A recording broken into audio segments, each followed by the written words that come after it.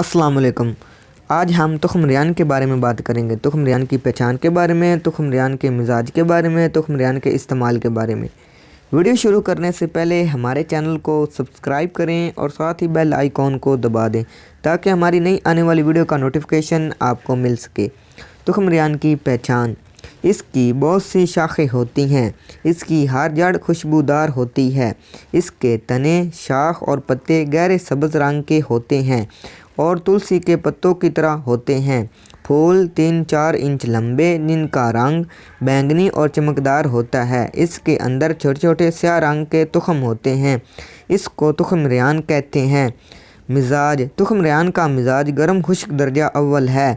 इस्तेमाल। इसके पत्तों की चटनी बहुत खुशबूदार और आज़मेदार होती है और भूख खूब लगाती है और इसके पत्ते सूजन को दूर करते हैं और मैदे के अमराज में इसके रस को शहद के हमरा इस्तेमाल करना भी मुफीद है। अगर चोट या मोच आ जाए तो इसके पत्तों को नीम गर्म बांधना भी मुफीद है। पुराने बुखारों में इसका जुशांदा इस्तेमाल करना बेहद मुफीद है। दोस्तों, ये थे कुछ तुख़्म रियान के बारे में इंफॉर्मेशन।